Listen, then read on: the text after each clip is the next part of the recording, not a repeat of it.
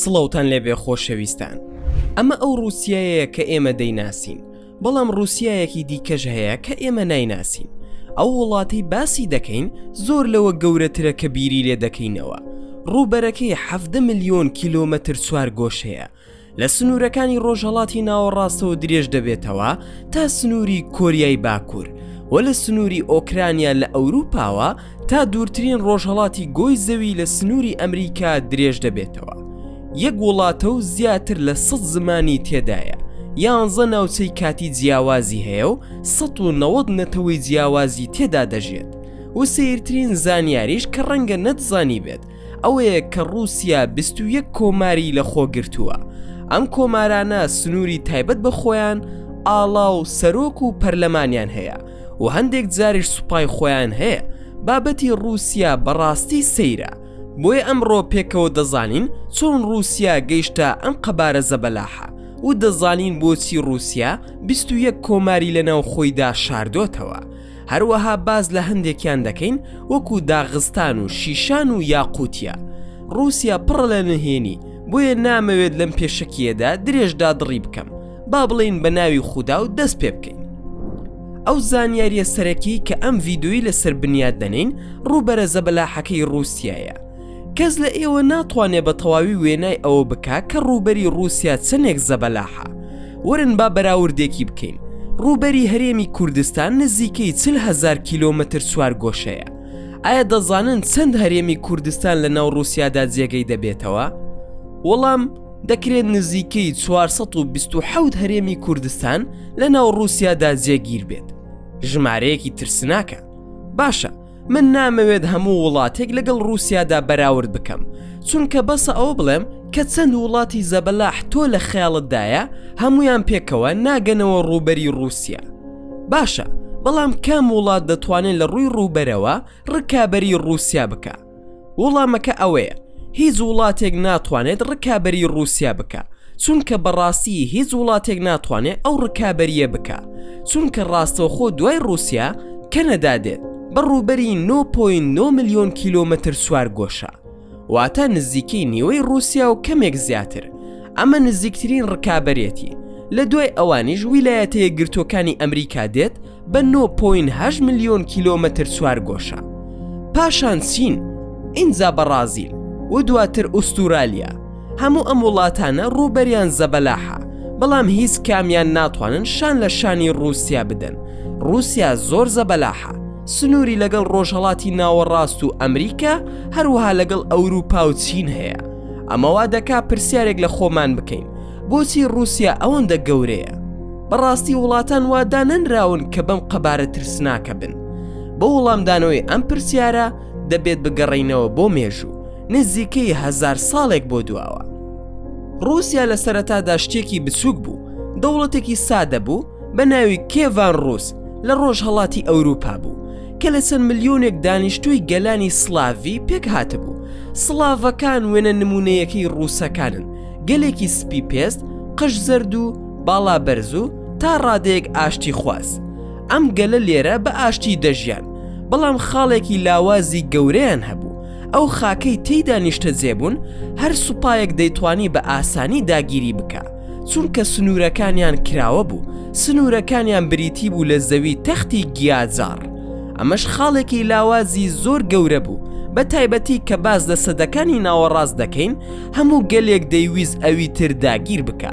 ئەمەش ڕێک ئەوە بوو کە ڕوویدا کاتێک گەلێکی دڕندا بڕیاریاندا هێرش بکەنە سەرخاکی ڕووسەکان و تاڵانی بکەن. ئەم گەلە مەغۆلەکان بوون. مەغۆلەکان بە ئەسپەکانیانەوە لە ناوەڕاستی ئاسیاوە بەرەو خاکی ڕووسەکان کشان و هەرچیەک لە ڕێگەیاندا بوو کوشتیان و تاڵانیان کرد و سوتاندیان. مەغۆلەکان لەو سەردەمەدا دەستیان بەسەر زیاتر لە یەک لە سەرسەی گۆی زەویدا گرت بوو. هەمووان مڵکەتیان بوون و بازیان پێدەدان، عەرەب و فارس و تورک و ڕووسەکان. بەڵام دۆخەکە زۆری نەخایان. دوای چەند ساڵانێکی کەم لە هەژموریان بەرەنگاری لە دژیان سەری هەڵدا و گەلان دەستیان بە یاخی بوون کرد. یەکێک لەو شوێنانەی کێشەی بۆ مەغۆلەکان دروست دەکرد رووسیا بوو، یان بە دیاریکراوی ناوچەیەکی بچووک لە رووسیا بە ناوی مۆسکۆڤی کە ئێستا بە مۆسکۆ ناسراوە. مۆسکۆ ناوچەیەکی گرنگی رووسیای کۆن بوو، شارێکی دەوڵەمەند بوو و بازرگانی تایبەت بەخۆی هەبوو. ئەوان بازرگانیان بە فەرووی ئاژەڵانەوە دەکرد و ئەمە داهاتێکی باشی بۆ دابین دەکردن، بۆیە بەو پارەیە توانیان بڕێکی زۆر چەک و بارود بکڕن و بەو چەکانە وردە وردە دەستیان کرد بە دەرکردنی مەغۆلەکان لە خاکەکەیان. لەگەڵ کاتدا پلانەکەیان سەرکەوتوو بوو و لە کۆتاییدا ڕووسەکان مەغۆلەکانیان بە تەواوی لە خاکەکەیان دەرکرد، تەنانەت بە دوایاندا ڕۆیشتن بەرەو ڕۆژ هەڵات بۆ ئەوەی بۆ هەمیشە دووریان بخەنەوە. بەڵام ئایا ڕووسەکان لەکوێ دەوەستن؟ هەموو زەویەکان گیاجاری تەخت بوون، هیچ سنوورێکی سروشتی نەبوو کە بیان پارێزێت ئەگەر مەغۆلەکان جارێکی تر هێرشیان بکردایەتەوە. بۆیە ڕووسەکان بڕیاریاندا بەردەوام بن لە فراوان بوون تا دەگەنە سنوورێکی سروشتی وەکو چیا، دەریا یاخود زەریا کە بیان پارێزێت. ئەمەش هەر ئەوە بوو کە بەڕاستی کردیان. ڕووسەکان بەردەوام بوون لە فراوان بوون تا لە کۆتاییدا لە لای چیاکانی ئۆڕاڵ وەستاون و وتیان: باشە، تا ئێرە و تەواو، ئێستا هەر دوژمنێک بێوێت هێرش بکاتە سەرمان دەبێت 1000 جار بیر بکاتەوە، چونکە ناچارە بەسەر چیا بەرزەکانی ئۆڕاڵدا بەرز ببێتەوە. ئەوان مەغۆلەکانیان دەرکرد و وڵاتەکەیان گەورەتر بوو، بازرگانی فەروشیان گەشەی دەکرد. بەڵام با بگەڕینەوە سەر نەخشەکە. ئەو کلێنە جوگرافی کە مەغۆلەکان لێوەی هاتبوون هێشتا وەکو خۆی مابوو. زەویە گیاجارە تەختەکە هێشتا مەترسی بوو، بۆیە ڕووسەکان بڕیاریاندا ئەو کلێنەش پڕ بکەنەوە. ڕووسەکان بەردەوام بوون لە فراوان بوون بەرەو ڕۆژ هەڵات بەو هیوای سنوورێکی سروشتی نوێ بدۆزنەوە. بەڵام هیچیان دەست نەکەوت، هەموو زەویەکانی بەردەمیان تەخت بوون. لەگەڵ ئەوەشدا بەردەوام بوون تا گەیشتنە بیابانێکی زۆر فراوان، بەڵام نەک بیابانێکی ئاسایی، بەڵکو بیابانێک کە بەفر و سەهۆڵ بە درێژای ساڵ دایپۆشی بوو. ئەم خاکە ناوی سیبیریایە. سیبیریا سەرڕای ئەوەی ساردترین شوێنی سەر زەویە. ڕووسەکان کێشیان نەبوو دەستی بەسەردا بگرن. بۆچی؟ چونکە سیبیریا پڕ بوو لەو ئاژەڵانەی کە ڕووسەکان دەیان توانی ڕاویان بکەن و فەروەکەیان ببەن و سامانێکی گەورەی پێپێکەوە بنێن. ئەمە سەرچاوی سەرەکی سامانی ڕووسەکان بوو، بۆیە چوونە ناو سیبیریاوە. ژمارەیەکی زۆر ئاژەڵیان ڕاو کرد، جل و بەرگی گرانبەهایان لێ دروست کرد و بە ئەوروپیەکانیان فرۆشت و قازانجێکی خەیاڵیان بەدەستهێنا. ئەوان زۆر دڵخۆش بوون بەو سامانە زەبەلاحەی کە بەدەستیان دەهێنا. بەڵام لە ناکاو ساتێکی بە ئاگا هاتنەوەیان بۆ هات. ئەوان دەستیان بەسەر هەموو ئەم خاکە زەبەلاحەدا گرت بوو و تەنها ماوەیەکی کەم مابوو تا بگەنە زەریاکە کە باشترین سنووری سروشتیە. بۆیە ڕووسەکان بەردەوام بوون و گەیشتنە زەریاکە. بەڵام شۆکەکە لێرەدا نییە. شۆکەکە ئەوەیە کە بڕیاریاندا لە زەریاکەش بپەڕنەوە و گەیشتنە لایەکەی تری هەسارەکە. ئەوان دەستیان بەسەر بەشێکی فراوانی کیشوەری ئەمریکای باکوورداگر لە ناوچەیەکدا بە ناوی ئالاسکا. شتێکی شێتانەیە. سەیری مەودای نێوان مۆسکۆڤی شوێنی دەستپێک و ئالاسکا شوێنی گەیشتن بکەن. مەودایەکی ترسناکە. هەموو ئەمانە بۆچی؟ بۆ ئەوەی خۆیان بپارێزن و سنوورێکی سروشتی بدۆزنەوە. بەڵام بابەتەکە لە گەڕان بە دوای ئاسایشدا گۆڕا بۆ دروستکردنی گەورەترین ئیمپراتۆریەتی سەرگۆی زەوی. باشە، رووسیا ئێستا بووەتە گەورەترین ئیمپراتۆریەتی سەر زەوی و چیتر تەنها وڵاتی گەلی سلااف نییە، بەڵکو دەیانەتەوەی جیاوازی وەکو تاتار و یاقوت و شیشان و سەرکەس و تورک و ئەوانی تریشی لە خۆ گرتووە. بێگومان ئەمە بە شەو ڕۆژێک ڕووی نەدا، بەڵکو بەرهەمی 600 بۆ 700 ساڵ بوو. دواتر نەخشەی رووسیا بە شێوەیەکی سنووردار گۆڕانکاری بەسەرداهات لە ئیمپراتۆریەتی رووسیاوە بۆ یەکێتی سۆڤیەت تا گەیشتە رووسیای ئەمڕۆ. بەڵام ئەگەر ڕاستیتان دەوێت نەخشەکە تەواو ڕاست نییە، چونکە رووسیا لە واقعدا بەم شێوەیەیە. وڵاتێکی فیدراڵیە کە لە کۆمەڵێک هەرێمی گەورە پێک هاتووە. 21 لەم هەرێمانە کۆمارن. ئەم کۆمارانە تا ڕادەیەکی زۆر سربەخۆن، ئاڵای تایبەت، سەرۆک و زمان و پرۆگرامی خوێندن و هەندێک زاریش سوپای تایبەت بە خۆیان هەیە. بەڵام زۆر بەمان هیچ شتێک لەبارەی ئەم کۆمارانەوە نازانین. ڕاستیەکەی چیرۆکی ئەم کۆمارانە سەرنجڕاکێشە، بۆیە با باسییان بکەین. دەگەڕێینەوە بۆ ساڵی 1970، ساڵی ڕووخانی ئیمپراتۆریەتی رووسیا و دامەزراندنی یەکێتی سۆڤیەت. لەو ماوەیەدا هەندێک لە نەتەوەکانی ناو رووسیا دەستیان کرد بە دامەزراندنی کۆمار و ڕاگەیاندنی سربەخۆی. ئەمە حکوومەتی تازەی سۆڤیەتی بێزار کرد. بۆیە حکوومەتی سۆڤێت پەیوەندی بە سەرکردەی ئەم گەلانەوە کرد و پێیوتن ئێمە ڕێز لە خواستی ئێوە بۆ ئازادی و سربەخۆیی دەگرین، بەڵام ئەمە ڕوونادات. ئێوە دوو بژاردەتان لە بەردەما، یان کۆماری تایبەت بە خۆتاندا بمەزرێنن بەڵام لە چوارچێوەی یەکێتی سۆڤێتدا بمێننەوە، یان ڕوبەڕووی سوپای سوور دەبنەوە. هەندێک کۆمار ڕاستەوخۆ ڕازی بوون وەکو کۆمارەکانی ئاسیای ناوەڕاست، بەڵام هەندێکی تر ڕەتیان کردەوە و لە کۆتاییدا بە زۆر خرانە سەر یەکێتی سۆڤێت، وەکو ناوچەکانی شیشان و داغستان. کەواتە استراتیژی یەکێتی سۆڤێت ئەوە بوو کە بۆ ڕێگریکردن لە جیابوونەوەی نەتەوەکان قبوڵی بکات کە کۆماری نیمسە سربەخۆ لە ناو خۆیاندا هەبن. ئەم دۆخە بەردەوام بوو تا ڕووخانی یەکێتی سۆڤێت لە ساڵی 1991. دوای ڕووخانەکە هەمان دیمەن دووبارە بووەوە. بەشێک لە نەتەوەکان داوای زیابوونەوەیان کرد، هەندێکیان سەرکەوتوو بوون وەک زۆرجیا و ئەرمینیا و ئازربایجان، ئۆکرانیا و بێلاڕووس، بەڵام هەندێکی تر وەکو کۆماری شیشان شکستیان هێنا سەرڕای ئەوەی کە دوو جاریش شەڕیان لەگەڵ هێزەکانی رووسیادا کرد.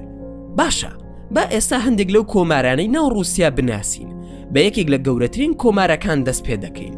کۆماری ساخا یاقوتیا کە دەکەوێتە دوورترین شوێنی باکووری ڕۆژهەڵاتی رووسیا، ڕووبەرەکەی زیاتر لە 3 ملیۆن کیلۆمەتر چوارگۆشەیە کە لە 90 وڵاتانی جیهان گەورەترە. یاقوتیا سەرۆک و ئاڵا و پەرلەمانی تایبەت بەخۆی هەیە، گەلێکی تورکی سیبیری تێیدا دەژی کە پێیان دەوترێت یاقوتەکان. ئەم گەلە لە ساردترین ناوچەی جیهان دانیشتەجێن، ژیانیان سەیرە، هەموو شتێکیان بەستووە و ساڵی زەبەلاحی تێدایە کە لە ڕاستیدا ناوچەکانی دەرهێنانی ئەڵماسن. زانیارێکی سەیریشتان با پێ بڵێم، چارەگێکی ئەڵماسی هەموو جیهان لە یاقوتیاوە دەردەهێنرێت. جگە لەوەش زێڕ و غەڵوز و گازی سروشتی لێ دەردەهێنرێت، بۆیە دەتوانین بڵین یاقوتیا خەزیێنەکەی رووسیایە. با لەم کۆمارە ئارامە دوور بکەوینەوە و بچینە شوێنێکی توند و تیشتر لە باشووری رووسیا. کۆماری شیشان بە درێژای مێژوو یەکێک بووە لە سەر ئێشە گەورەکانی حکوومەتی رووسیا، کۆمارێکی بچووکە لە دڵی چیاکانی قەفقاز یاخود قەوقازدا.